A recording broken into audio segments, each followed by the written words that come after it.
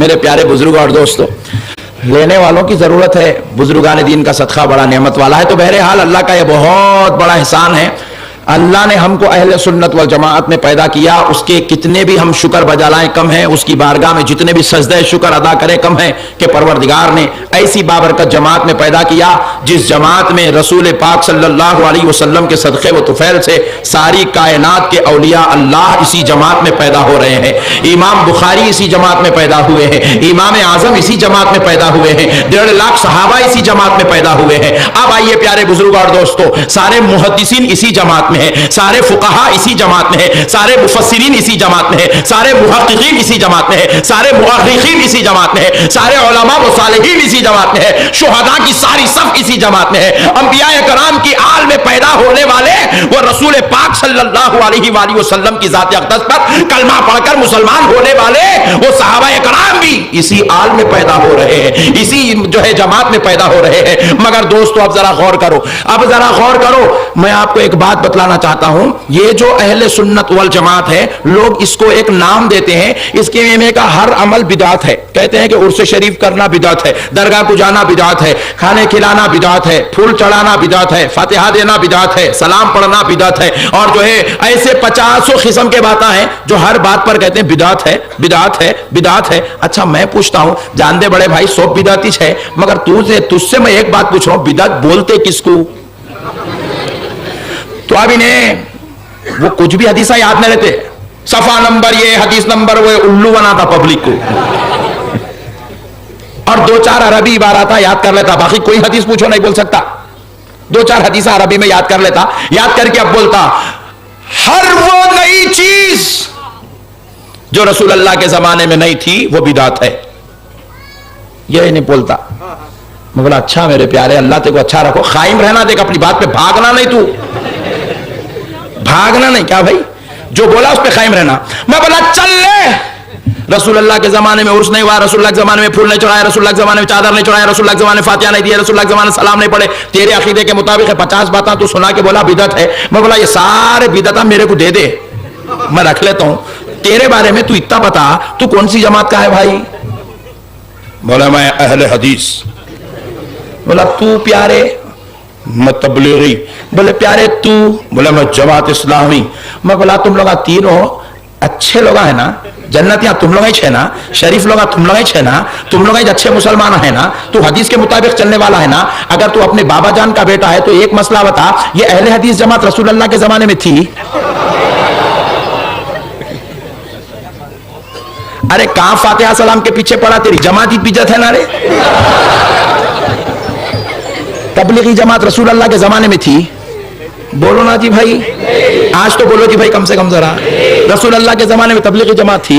ابھی نے بولا نا جی دین کے اندر ہر نیا کام بدعت ہے، تو یہ دین پھیلانے چ نکلے نا ان لوگ، دین کے نام پہ جماعت نہ بنے نا میرے بھائی. اہل حدیث دین پھیلانے چ نکلا نا، تبلیغی جماعت دین پھیلانے نکلی نا. تو پھر جب رسول اللہ کے زمانے میں جو چیز نہیں تھی، بعد میں اگر وہ کام ہوا تو بولا بدعت. تو پھر یہ جماعت رسول اللہ کے زمانے میں نہیں تھی، اہل حدیث کون تھے؟ پھر یہ جماعت بدعت ہے نا. اگر سچا ہے تو بند کر لینا، نہیں سچا ہے تو بند کر لے، قصہ ختم. مگر نہیں، وہ بدعت ان کے واسطے نہیں ہے، وہ پورا فاتحہ والوں کے واسطے ہے، پورے درگاہ والوں کے واسطے ہے. اب سن، درگاہ کو جانا بدعت نہیں ہے، درگاہ کو جانا بدعت نہیں ہے. اب پوائنٹ نوٹ کیا جائے دوستو، درگاہ کو جانا سنت ہے. درگاہ کو جانا، میرے آقا رسول پاک صلی اللہ تعالی علیہ وسلم اس کائنات کی بننے والی پہلی درگاہ جس کو سید الشہداء حضرت سیدنا امیر حمزہ رضی اللہ تعالی عنہ کی مزار اقدس سے منسوب کیا جاتا ہے، اس بارگاہ پر میرے آقا ہر 4 شنبے کو تشریف لے جاتے. نہ صرف تشریف لے جاتے بلکہ اپنے چچا کے پاس بیٹھ کر اپنی امت سے خطاب بھی فرمایا کرتے تھے.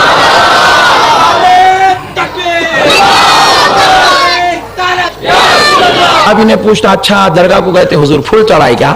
لو گمت کے بات دیکھو، پھول چڑھائے. ارے دیوانے، وہ پتھروں کا دور تھا، وہ زمین پتھروں کی تھی، وہ چاولچ نہیں نکلا، گھیوں نہیں نکلی، گنا نہیں نکلا، ٹماٹر نہیں نکلا، پھول کہاں سے نکلتا رے وہاں؟ پوچھا تو ذرا سمجھ کے پوچھ رہے بڑے بھائی، کائی کو تماشا کر رہا رے بھائی. لڈو समझ के पूछना नहीं भाई, समझ के पूछना। कोई बात ऐसी पूछो जो पूछने के लायक है, जो इसका जवाब बन सकता है। सवाल वैसा करो, रसूल अल्लाह फूल चढ़ाए थे क्या? अरे फूल थाइच ने तो चढ़ाएंगे कहां से रे बड़े भाई? अच्छा अब बोलते चलो अब तो फूल है ना, अब रसूल अल्लाह की बारगाह में फूल कहीं क्यों नहीं चढ़ता? तो मैं बोला वहां तुम्हारे बाबा जान बैठे हुए हैं ना, परमिशन लेके तो परमिशन लेके आपने बाबा जान से जो प्रिंस बन के बैठे हैं, परमिशन लेके तो खुदा की कसम हिंदुस्तान की धरती पर उठने वाला हर गुलाब का फूल कल से तुझे मदीने की गलियों में चढ़ता हुआ नजर आए।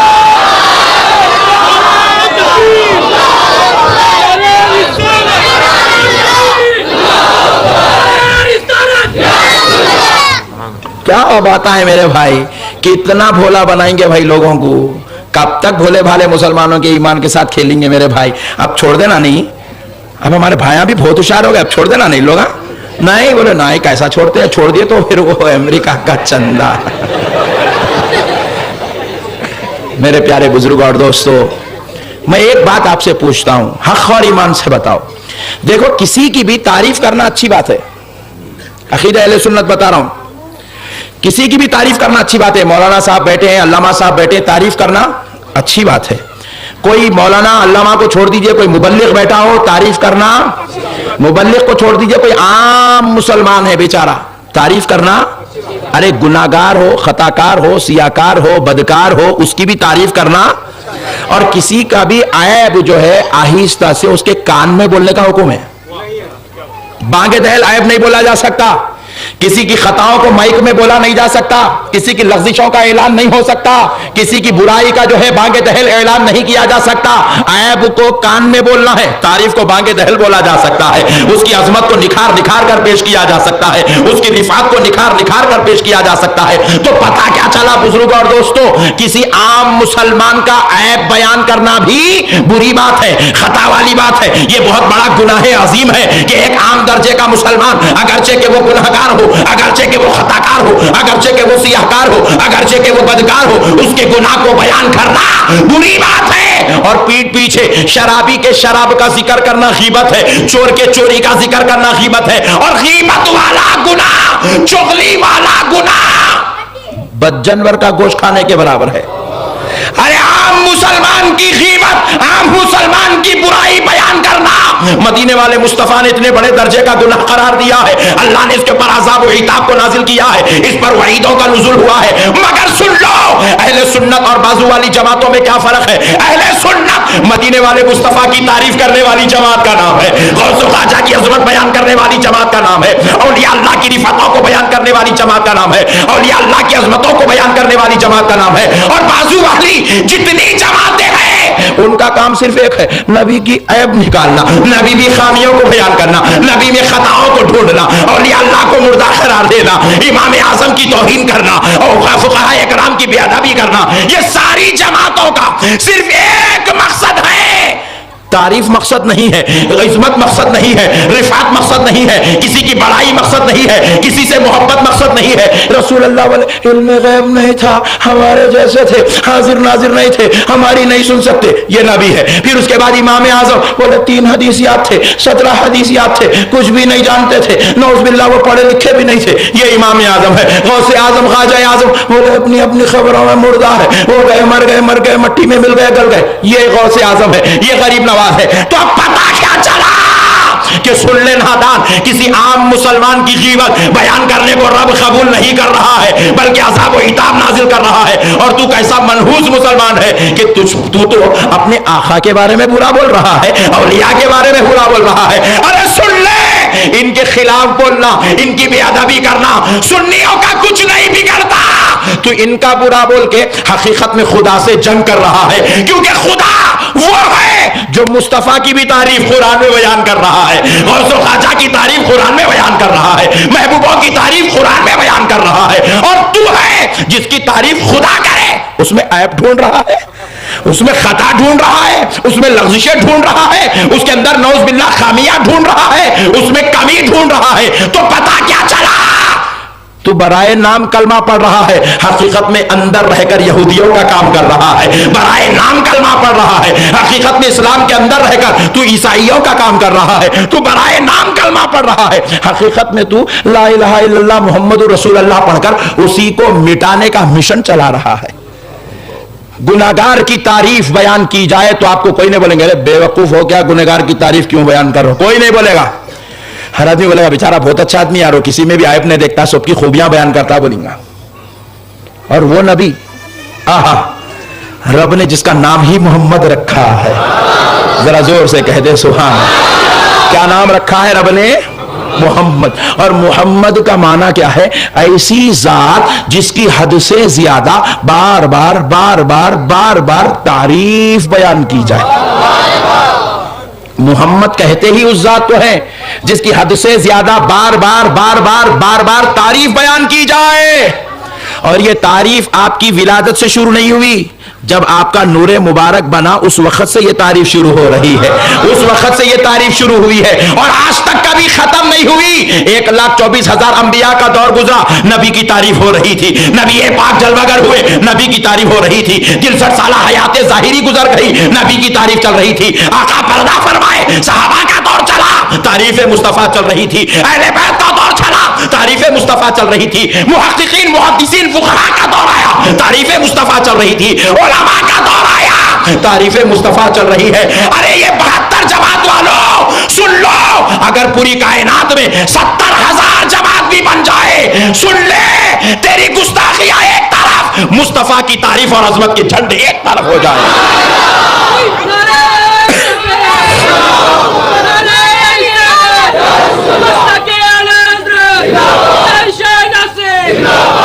نبی کی تعریف کبھی ختم ہو ہی نہیں سکتی. تمہاری جماعت بنا کے نبی کی بے ادبی کر لو، یہ تمہارا مقدر ہے. اور ہم عاشقان مصطفیٰ بیٹھ کے تعریف کر لے مصطفیٰ کی، یہ ہمارا مقدر ہے، یہ ہمارا مقدر ہے.